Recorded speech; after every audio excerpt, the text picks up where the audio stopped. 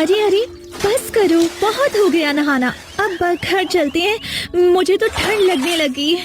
उसका इतना कहना था कि समायरा और नूर ने हाथों से ही उसके ऊपर पानी डालना शुरू कर दिया। तू बहुत जल्दी उकता जाती है, आज तुझे जाने नहीं देंगी। जब तक हमारा दोनों का मन नहीं भर जाता पानी में खेलने से, तब तक तू भी नहीं जाएगी। अभी समायरा इतना ही बोली थी कि नूर को पानी के अंदर किसी की आहट महसूस हुई, जिससे उसके चेहरे का रंग उड़ गया। वो थोड़ा पीछे हटी। उसने एक बार समायरा को देखा जो फलक के ऊपर पानी डाल रही थी। नूर की बेचैनी उसको दिखाई नहीं दे रही थी। देखते ही देखते नूर को किसी विचित्र शक्ति ने पानी के अंदर खींच लिया।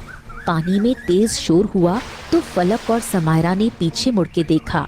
अब सिर्फ नूर के बाल ही उनको नजर आ रहे थे, जो पल भर में ओझल हो गए। अरे ये नूर कहाँ गई? नूर कहाँ गई? हाँ नूर कहाँ हो?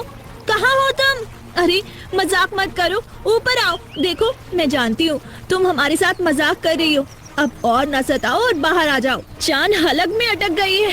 समायरा के बोलने का कोई फायदा नहीं था, क्योंकि नूर अब गायब हो चुकी थी। फलक और समायरा ऐसे खड़ी थी जैसे उनका सब कुछ खो गया हो। समायरा हिम्मत से काम लो, इस पानी में कब तक खड़ी रहेंगी? हमको बाहर निकलकर किसी से मदद लेनी होगी। नहीं नहीं, मैं अपनी सहेली के साथ यहाँ आई थी और उसी के साथ बाहर जाऊंगी पानी से। जब तक वो लौट कर नहीं आती तब तक नहीं जाऊंगी। समायरा के सिर पर जैसे पागलपन सवार हो गया। फलक हिम्मत करके उसको पानी से बाहर लाई। मेरी बात ध्यान से सुनो, वो तालाब के अंदर गायब हो गई है। उसके बाल देखे थे मैंने अंत में, ऐसा लग रहा था जैसे वो हमसे कुछ कहने की कोशिश कर रही हो। अब हमारे पास एक ही रास्ता है, हमें उसकी मदद लेनी होगी। उसकी बात सुनकर समायरा जैसे गहरी सोच से बाहर आई हो और उसको कोई तो अपनी सहेली तक पहुंचने का सुराग मिला हो। किसकी मदद? किसकी मदद की बात कर रही हो तुम? वही अघोरी। अघोरी?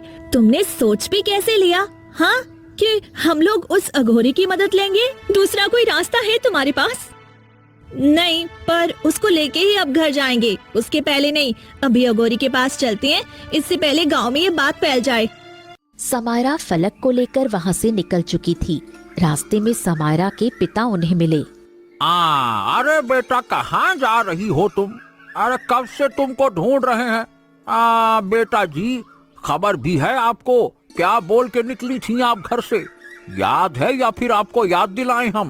पिताजी याद है, बोल के निकली थी कि कल मेरा विवाह है, आज सहेलियों के साथ आखिरी शाम थी। हाँ तो बेटा जी अब बिता ली ना आखिरी शाम।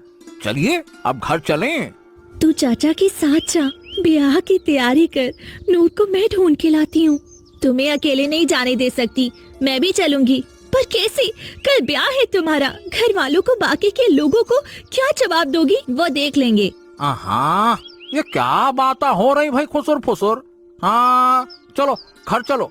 और बेटी फलक तुम भी अपने घर जाओ, तुम्हारे पिता परेशान हो रहे होंगे। बलवंत समायरा को घर ले आता है और समायरा कुछ नहीं कर पाती। फलक गहरी सोच में डूब जाती है और समायरा को जाते हुए देखने लगती है। उसे कुछ भी अच्छा नहीं लग रहा था। वो जाकर उसी तालाब के किनारे बैठ गई जहाँ से नूर गायब हुई थी। अब मैं अकेले क्या करूं? क्या कूद जाऊं इस तालाब में? या तो अपनी सहेली को ढूंढ कर ले आऊंगी या फिर कूद के मर जाऊंगी। वो जैसे ही कूदने वाली थी तभी किसी ने उसका हाथ पकड़कर खींच लिया। तालाब में कूदेंगे तो साथ में कूदेंगे। अघोरी ने कहा था ये कुंड तालाब है, अब इसके अंदर जाना ही होगा। तुम क्यों आ गई? कल बारात दरवाजे पे खड़ी होगी, क्या जवाब देंगे तेरे घर वाले उनको? वो देख लेंगे बाद में। सुबह तक हम कुंड तालाब से बाहर आ जाएंगे।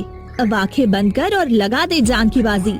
दोनों सहेलियां हाथ पकड़ती हैं और तालाब में कूद जाती हैं। नीचे जाते जाते उनकी सांसें अटक जाती हैं। उस अघोरी ने झूठ कहा था, ये कुंड तालाब है। कोई कुंड तालाब नहीं है ये, यहाँ सिर्फ पानी है। अब हम मरने वाले हैं, ईश्वर को याद करते हैं। मरना ही तो था, विवाह कर लेती। तेरी आखिरी ख्वाहिश तो पूरी हो जाती ना विवाह करने की। पानी से लड़ते लड़ते वो पानी के बिल्कुल नीचे चली जाती है और उनका शरीर नीचे बैठ जाता है। तभी एक तेज रोशनी चमकती है। रोशनी के अंदर एक बड़ा सा साफ सुथरा किले जैसा घर था। ये क्या? पानी के अंदर दूसरी दुनिया, ये कैसे हो सकता है? क्या सच में ये कुंड लोग हैं?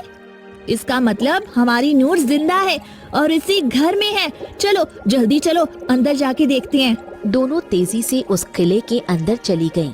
वहां जाकर देखा एक आदमी जिसने काला नकाब लगाया हुआ था सामने आया। ओह, तो तुम लोग नूर को ढूंढने आई हो ना धरती लोक से? हाँ, आपको कैसे पता? और आप कौन है? क्या आपको पता है हमारी सहेली कहाँ है? वो इसी दुनिया में रुकी हुई है ना? मेरे साथ आओ। दोनों को थोड़ा सा तो विचित्र लग रहा था ये आदमी, परंतु उसके पीछे जाने के सिवा उसके पास कोई दूसरा रास्ता नहीं था, इसलिए चुपचाप दोनों उसके साथ चली जाती है। अंदर जाकर रहबर उनको एक कक्ष में ले जाता है और आगे से दरवाजा बंद कर देता है। दरवाजा बंद होते ही उस कक्ष में इतना अंधेरा हो जाता है जैसे किसी एक भी छेद से कोई रोशनी ना आ रही हो। इस अंधेरे को देखकर फलक जोर से चीखती है, कौन हो तुम? बाहर निकालो हमें यहाँ से। अरे